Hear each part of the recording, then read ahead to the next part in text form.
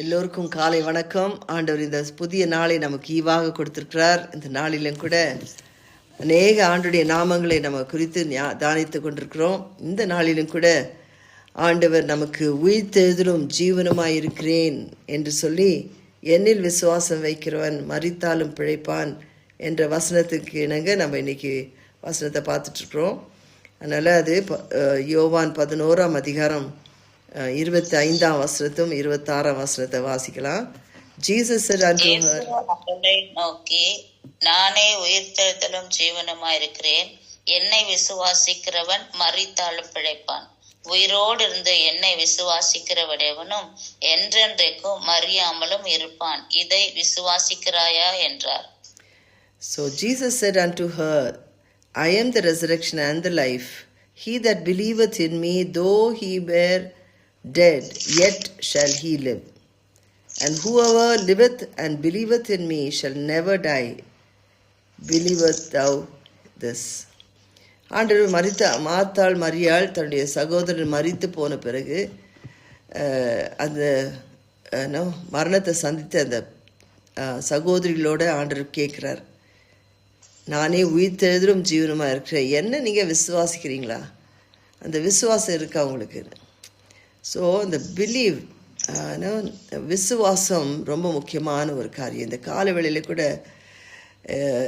ஒரு குறிப்பாக ஒரு நோக்கத்தோடு இல்லை ஒரு பர்பஸோடு நம்ம யோசிக்கணும்னா, அந்த நோக்கம் என்னன்னா, ஆண்டவர் உயிர்த்தெழுந்த கிறிஸ்து, அவர் உயிரோடு எழுத்துறதுக்கு முன்னாடியே நிறைய பேருடைய வாழ்க்கையில் உயிர்ப்பிக்க செய்ததை நாம் பார்க்குறோம். So he resurrected people from the dead.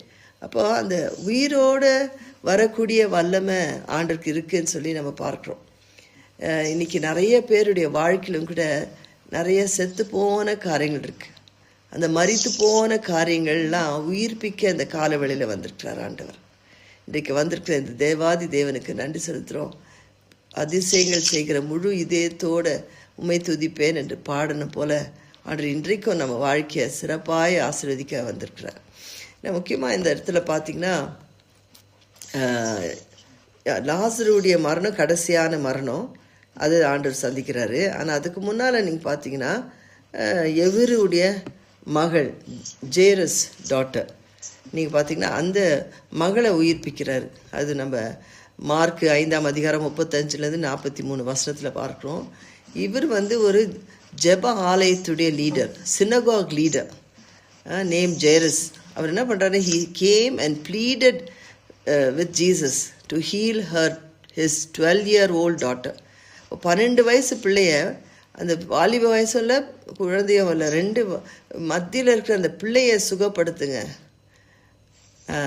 அப்படின்னு கேட்குறாரு. அப்போ நீங்கள் சொன்னால் போதும், even your word is matters. அதனால் ஆண்டவர் சொல்கிறாரு, அவர் சொல்கிறார், அது மத்தியில் கூட இன்னொரு அதிசயம் நடக்குது. அந்த 38 எத்தனை வருஷமா அந்த பெண்ணுக்கு 18 வருஷமா இஷ்யூ ஆஃப் பிளட், அதாவது அந்த ரத்த போக்கு போயிட்டு இருந்த பெண் 12 வருஷமா. அவ்வளோ 12ஆ? ஆமாங்க. ஓகே, 12 வருஷமாய் பெரும்பாடுள்ள அந்த 12 வருஷ பெண், அதுக்கு மத்தியில் அவளுக்கு சுகம் வருது. ஸோ அதையும் முடிச்சுக்கிட்டு அவர் புறப்பட்டு போகிறார். எவரு வீட்டுக்கு நம்ம போகலாம், நேராக போகலாம். ஏன்னா அங்கே ரொம்ப முக்கியமான ஒரு டைம் வருது. என்னென்னா, அங்கே ஒரு பெரிய அதிசயம் உயிர்த்தெழுதலை அந்த மக்கள் பார்க்கணும். ஸோ ஆண்டவர் என்ன பண்ணுறாரு, தன்னுடைய சீஷனில் கூட்டிகிட்டு போய் அந்த வீட்டுக்குள்ளே போனால் எல்லாம் அழுதுன்னு இருக்கிறாங்க. செத்து போயிடுச்சு குழந்தை. அது வர்றதுக்கு முன்னாடியே மெசேஜ் வந்துடுச்சு, யார் எவருக்கு இந்த மாதிரி மக இறந்துட்டா. இப்போ மறிச்சு போன மகனை எதுக்கு தொந்தரவு பண்ணுறீங்க ஏசப்பாவை, அவர் என்னத்துக்கு தொந்தரவு பண்ணுறீங்க, குழந்தை மறந்துடுச்சு அப்படின்னு. அப்போ ஆண்டு சொல்கிற, ஒன்றும் வரி பண்ணாதீங்க, வாங்க, அந்த குழந்தை மறிக்கவே இல்லை, அவள் தூங்கிட்டு இருக்கிறா. ஸோ ஆண்டு அங்கே போன உடனே எல்லாரையும் வெளியே அனுப்பிடுறாரு. எல்லாரையும் வெளியே அனுப்பிடுறாரு, யாரும் அழ வேண்டான்னு சொல்லி. அந்த வீட்டுக்குள்ளே போகிறாங்க. போன உடனே அந்த பிள்ளையை தொட்டு சொல்கிறார், எழுந்து தபிதா குமி, எழுஞ்சிக்கோ மகளே, சிறு பிள்ளையே எழுஞ்சிக்கோ. ஸோ எழுப்பி அந்த பிள்ளை உட்காந்து, அவள் பசிக்கிறது, எனக்கு இருந்தால் சாப்பிட கொடுங்கன்ற கேட்குறேன்.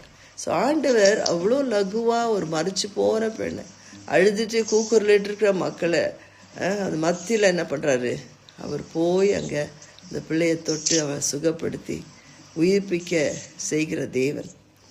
இன்றைக்கி நம்ம யோசிக்க வேண்டிய காரியம் என்னென்னா, ஆண்டவரே நான் என்னென்ன காரியங்களை செய்யாமல் போயிட்டேன்.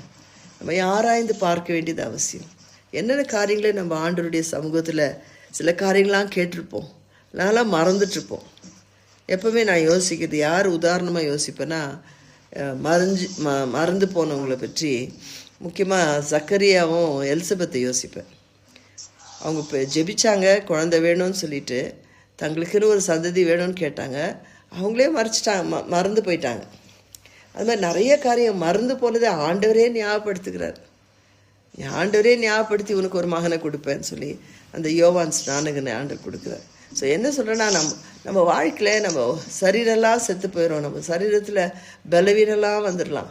ஆனால் நம்ம யோசித்து பார்க்கணும், என்னென்ன காரியங்களை எனக்கு ஆண்டவர் நம்ம உள்ளத்தில் ஒரு வாஞ்சியை கொடுத்தாரு, அதை நம்ம எது நிறைவேற்றாமல் போயிட்டாரு. ஸோ நம்ம கேட்கணும், ஆண்டவரே நம்ம லிஸ்ட்டு போடணும். ஆக்சுவலி என்னென்ன தேவை இருக்குது நம்ம லைஃப்பில், என்னென்ன காரியம் இன்னும் நடக்காமல் இருக்குது, ரைட்டா? ஸோ சின்னதாக காரியங்களாக கேட்கக்கூடாது. எப்போவுமே நான் பெருசாக கேட்கணும். இப்போ என்ன தெரியுங்களா, ட்ரீம் ஐயாவுக்கு வண்டி பிரேக் இது இல்லாமல் ஓட்டுறது, மோட்டர் வண்டி கார் வேணுமா. அவருடைய ட்ரீம் காரே அதுதான். அது ரொம்ப வருஷமாக, ஒரு 3 வருஷமாக சொல்லியிருக்கிறார். நான் சொன்னேன், விரலுக்கு ஏற்ற வீக்கம்ப்பா, இப்போ இனிமேல் நம்ம யோசித்து தான் செய்யணும். அவ்வளோ பெரிய பணம்லாம் கிடையாது, அவ்வளோ பெரிய பேங்க் பேலன்ஸ்லாம் கிடையாது. தென் வெயிட் பண்ணுங்கள், ஆண்டு தரணுன்னா தருவார் அப்படின்ட்டு. ஸோ நேற்று கூட அதை பற்றி பேசிகிட்டு இருந்தோம். என்ன சொல்கிறேன்னா, நம்ம லைஃப்பில் என்ன வேணுமோ அது பெருசாக கேட்கணுமா. நான் சொன்னேன், எந்த வீட்டில் போகிறோன்னு தெரியாது, இந்த வீடை பற்றி யோசிங்கன்னா நீங்கள் பார்த்தா தான் அதோடைய புரியுவீங்க. நான் என்ன சொல்கிறேன், அவ்வளோ இலவசமாக எதுவுமே ஒரே ரூபா நாங்கள் செலவு பண்ண வேண்டியதில்லை. ₹1 நான் யோசித்து அதை செய்யணுன்னு அவசியமே இல்லை. ஏன்னா ஃப்ரீடமாக எந்த விதமான டென்ஷன் இல்லாமல் வாழ்கிறதுக்கு ஆண்டு ஒரு அடைக்கலம். அந்த அடைக்கலத்தை யோசிக்கும் பொழுது அது அமேசிங்காக இருக்குது, அவ்வளோ அருமையாக இருக்குது. ஆண்டு நமக்கு நம்ம கனவுகளெல்லாம் நிறைவேற்றுகிற உயிர்ப்பிக்கிற தேவன், உயிரோடு எழுப்புகிற தேவன். இந்த நாயினுடைய விதவையுடைய மகனை கூட பார்க்கும்போது, அந்த ஒரே ஒரு மகன் தான் தனக்கு இருக்கிறாங்க. அந்த மகனும் செத்து போயிட்டானா அந்த லைஃபே அவங்க அம்மாவுக்கு இல்லை. ஒரு விதவுடைய வாழ்க்கையை நீங்கள் பார்த்தீங்கன்னா, அந்த மகன் தான் வாழ்க்கையை காப்பாற்றுவான், அந்த மகன் தான் தனக்கு உதவியாக இருப்பான்னு யோசித்தாங்க. அப்போ ஆண்டவரே பார்க்குறாரு.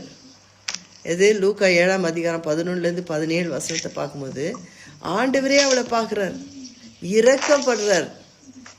He moved with compassion இருக்கு. Okay, he moved with compassion.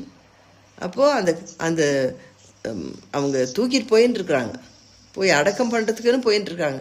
அவ்வளோதான், வாழ்க்கை முடிஞ்சிருச்சு. அடக்கம் பண்ண பிறகு அவ்வளோதான் லைஃபு இல்லை. அந்த அம்மாவை